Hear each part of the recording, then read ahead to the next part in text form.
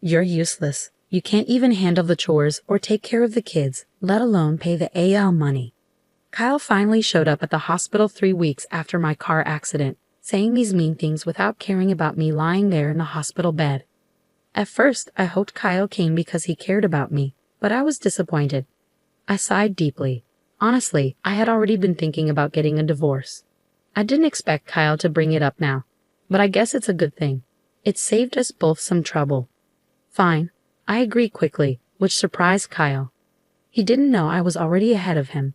I wanted to tell him I knew what he was planning and was secretly laughing at him in my head. My name is Sarah. I'm a 40-year-old housewife living with my husband Kyle and our 7-year-old daughter Lisa. Kyle and I met during a group blind date and got married when I was 30. He was easy to talk to, and eventually I fell for him, and we started dating. Kyle was charming, the most handsome man at the table when we first met. When he showed interest in me, I felt flattered and proud. Kyle was incredibly romantic in our early days. He would surprise me with desserts and flowers at fancy restaurants for my birthdays, take me on trips for our anniversaries, and write heartfelt letters at just the right moments. I felt so lucky to have him and eagerly accepted his marriage proposal, imagining a life full of surprises and excitement even after marriage. But once we were married, things changed. Hey Sarah, my dinner isn't ready yet. I've been working all day, and you can't even have dinner prepared when I get back. You're so lazy.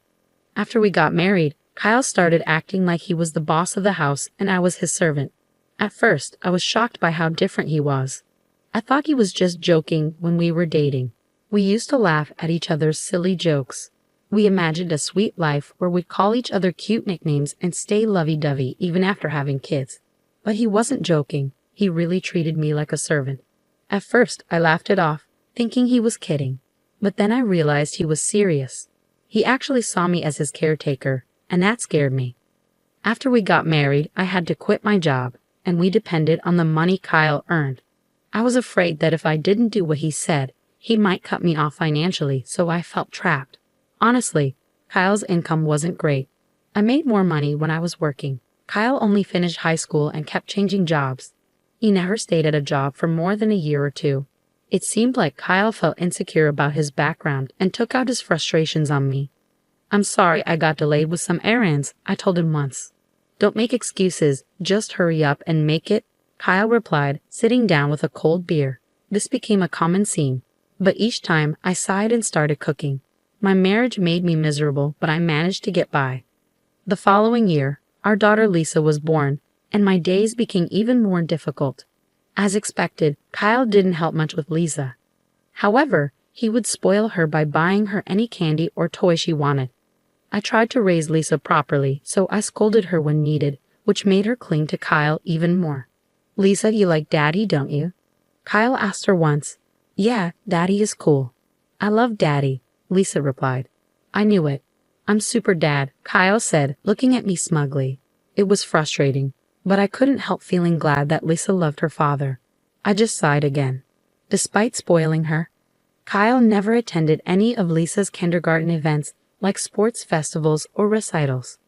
You know, there's a parent-child race at Lisa's sports festival. Could you participate? I asked him. Huh? Why me? You're free that day, you do it, he responded. But the sports festival could be a great time for us to bond as parents. It's on a holiday, so you won't have to work, I said to Kyle. Shut up. We're already close enough. Maybe you should work on your relationship with Lisa. She thinks you're mean, you know. You might want to fix that, Kyle said, laughing as he left for work. He called himself a super dad, yet he never showed up to school events. I worried that Kyle's habit of being easy on himself but hard on others might influence Lisa. He continued to leave all the housework and childcare to me and was lazy at home. Now Lisa is 5 years old and ready to start elementary school, but Kyle was still jumping from job to job. He had just quit his factory job last month and moved to a food and beverage company. I'll be working weekends at my new job since it's in the food industry, he said. Looks like we'll hardly see each other then, I replied. Can't be helped. It's work, he said. Honestly, I was relieved because I was tired of Kyle ordering me around on weekends. Now I wouldn't have to be nagged by him to clean the floor or serve meals quickly. But if Kyle was out on weekends, Lisa would be sad. It's better for kids to spend holidays with the whole family. I have work, so please let Lisa know, Kyle said. I couldn't really argue with Kyle since he was the one bringing in the money. Reluctantly, I went to tell Lisa. I'm sorry, but Daddy won't be able to go out with you on his day off, I said, frowning, thinking she would be upset. However, contrary to my expectations, Lisa seemed unconcerned. It's okay. If you're okay with it, then it's fine. You know he's not going to be here on all weekends, right? Daddy has been smelling strange lately, she said. A strange smell? I asked, puzzled. Lisa nodded and went back to her room. What on earth was she talking about? I've been so busy with housework and taking care of our child that I hadn't noticed much about Kyle lately. Our marriage was not like it used to be, and I tried to avoid being around Kyle to keep things calm. The strange smell Lisa mentioned might be from the factory, I thought. Factories often use special solvents, so it made sense that Kyle could come home with a weird smell. If that was the case, the smell would probably go away soon. Kids are really honest, which is what makes them so endearing. Despite what he said, Kyle started leaving the house early in the morning even on his days off, which was odd. He also left every weekday. If he was working weekends, he should have a day off during the week. He left without saying anything to me, so I couldn't tell if he was going to work or not. I became curious about what he was doing, leaving so early even on his days off. One day, I asked Kyle, "You seem to be going out every day off. What are you doing?" Kyle looked confused for a moment, then answered in an annoyed tone while scratching his head. "I'm working. I go to work voluntarily." "Really? But you should take care of yourself, or your body won't hold up," I replied. "Shut up. Don't complain about my job," Kyle snapped back. I didn't understand why he got so angry when he often complained about my housework and child rearing. I didn't believe what Kyle said. There's no way he, who usually avoids trouble, would go to work voluntarily on his days off. I knew this from watching him closely over the years. If he was that passionate about work, he would have stayed at his previous job longer. I'd also started paying attention to the strange smell that Lisa mentioned. Indeed, Kyle came home with a sweet, strong fragrance. This strange smell was not from the factory. Why hadn't I noticed this before? I blamed myself for being so naive and vowed not to make the same mistake again. From then on, I decided to watch Kyle more carefully, especially on weekdays when he said he was going to work. He seemed to wake up an hour earlier than usual and took extra care grooming himself. He appeared to be in a good mood on those days, which varied from week to week, sometimes on a Monday, sometimes on a Thursday. But it was clear that Kyle was happy on those days when he left the house. I went into his room to look for any clues. I felt like a detective searching a house. Since I always cleaned Kyle's room, I knew it well and didn't feel bad about snooping around. If Kyle had hidden anything, it would be in a place not easily seen. I searched carefully under the desk and bed. Finally, hidden in a candy tin in the closet, I found a bunch of letters. What were these? All the letters were from the same person named Patricia. They had been sent through the mail, the oldest letter from 4 months ago and the newest from yesterday. As I read the letters, I saw phrases like, "I regretted when we broke up, but now I really love you, and I want to go back to the time when I was with you." It sounded like something a lovesick teenager would say. At first, I thought maybe Kyle's ex-girlfriend was sending these letters on her own. But then I read a line that worried me. "I'm glad you like me again. I'm looking forward to our next date." This was from last week. It looked like Kyle was seeing this Patricia. Today he was definitely up to something. I took photos of the letters with my smartphone as evidence. I thought about taking the letters but didn't want to make Kyle suspicious. Even with these letters, I felt I didn't have enough proof. After thinking it over, I decided to hire a private investigator to check on Kyle. 3 weeks later, the investigator gave me the results. He brought photos of Kyle and Patricia close together in the park at night, and even a recording of them saying, "I love you," to each other. I accepted the facts calmly. With solid proof in hand, I went to the municipal office and came back with a divorce form. Now that I knew Kyle was cheating, I had no reason to stay with him. I planned to confront him with the divorce papers the next time something happened. I returned home and let out a deep sigh. I was acting resolved, but honestly, I was heartbroken. I was upset with myself for having married someone as careless as Kyle. I was thinking about resting a bit before making dinner when my phone rang. "Hello?" "Yes, Sarah. Do you have time to talk?" "Yes. What's going on?" I was surprised to get a call from my father. He usually doesn't call me. Actually, your mother and I were talking yesterday and we're thinking about transferring our assets to you soon. Huh? What happened? My father ran a company that sold imported goods to Japanese corporations. I was the daughter of a big company president, but I never told Kyle about this. I thought it would make me sound boastful, especially since Kyle jumped from one job to another. We're getting old and thinking about retiring. We thought about keeping the company going but didn't want to push it on to you, our only daughter, so we decided to step back. I see. I felt guilty about not taking over the company, but my parents respected my decision and had planned for the future. I was touched by their thoughtfulness. We're thinking of handing over our assets to you. Our total wealth is $17 million, but we're fine with just $3 million. We decided to give you the remaining $15 million. What? $15 million? I was shocked. That was more money than I could ever imagine earning in my lifetime. Yes, there will probably be inheritance tax, but you'll still have plenty left. You won't have to worry about living expenses for the rest of your life, Dad said. Thank you. I expressed my deepest gratitude to my father and mother and hung up. Soon $15 million would be coming my way. With that money, I wouldn't have any worries, even if I divorced Kyle. No offense to him, but he probably couldn't earn that much. I felt relieved and was in a daze for a while. I glanced at the clock. It was 6:00 p.m. I realized I needed to make dinner and checked the fridge, but there were no groceries left. I got ready to go shopping at the supermarket. My heart was light, but I also felt a sense of urgency that Kyle might come home soon. As I was hurrying across the last crosswalk to the supermarket, the light turned green. Watch out, someone yelled, but it was too late. My body was already in the air, and then I hit the ground hard. The sharp pain shot through my head, and without understanding what had happened, I lost consciousness.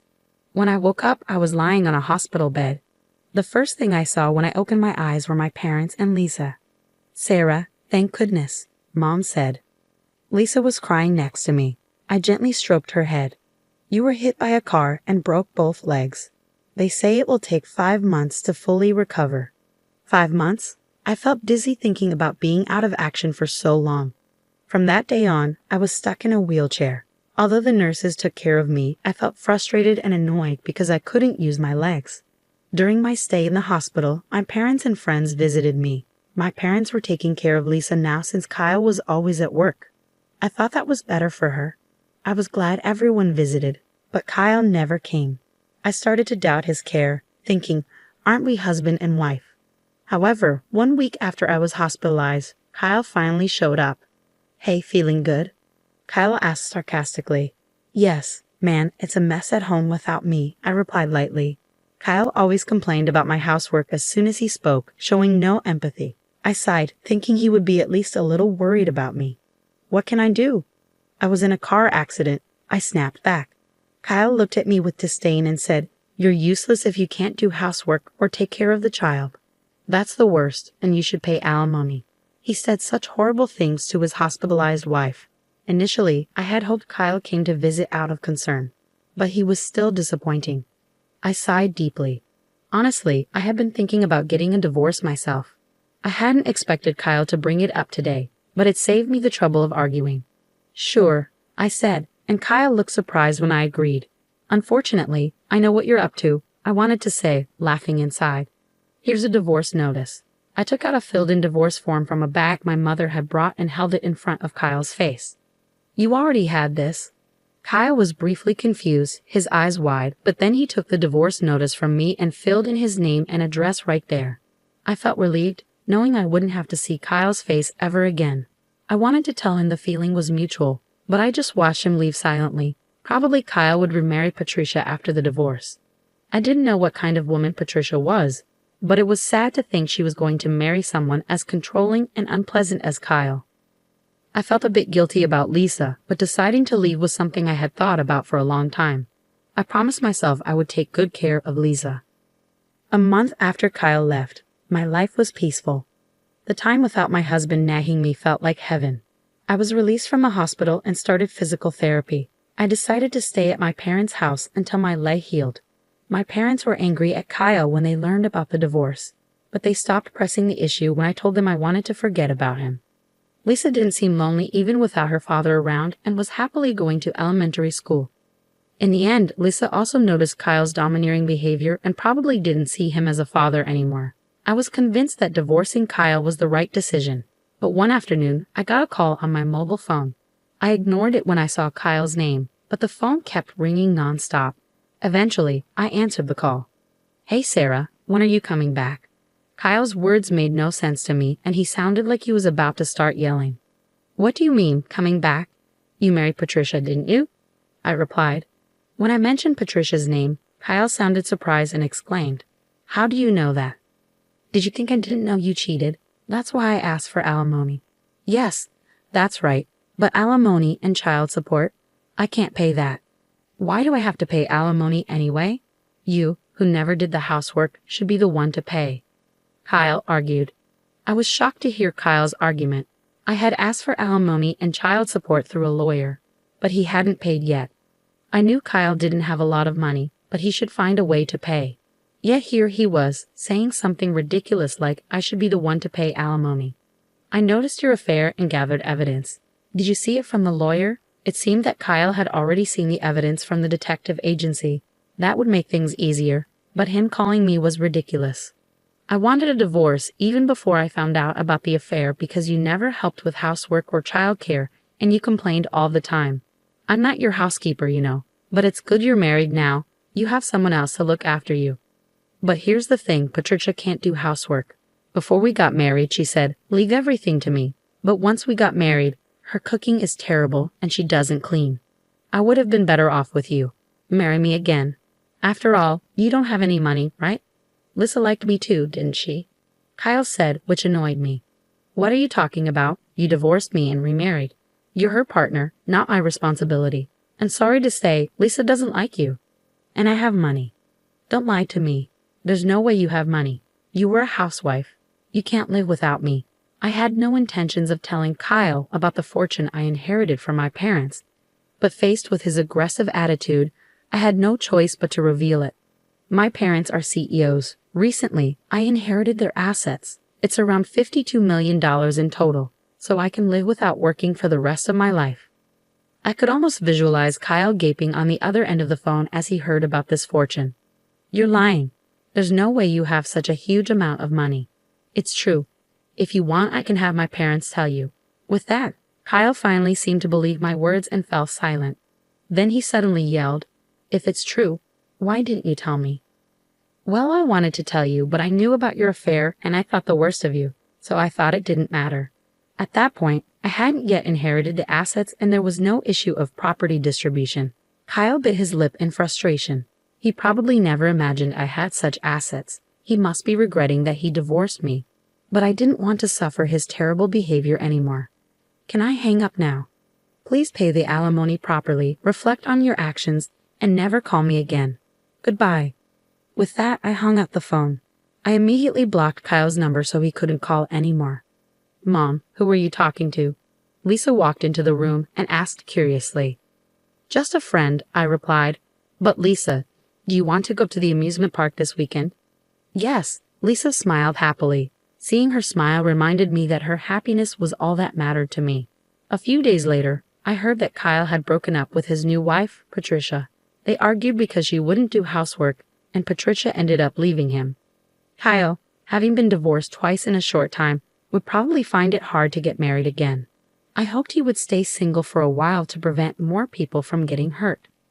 After the divorce, Kyle lost his motivation and quit his job at the restaurant. He would probably find another job, but it might take him some time to get his life back on track. I felt a bit sorry for him, but his problems were his own doing. I blocked his calls so he couldn't ask me for money, and I avoided places where we used to go together. In my life, Kyle had virtually disappeared. Eventually, Kyle paid the alimony but ended up in debt. I don't know how he'll manage, but I hope he learns from his mistakes. I'm still living comfortably at my parents' house. They told us we could stay as long as we like. After my legs fully healed, I started part-time work at a local flower shop. Even though I don't need to work, I find it better to be active and leave the house. I work hard on weekdays and spend weekends having fun with Lisa and my parents. I feel more joy in life than before and want to keep living happily with the people I love. I cherish these happy moments, especially when I see Lisa's smile.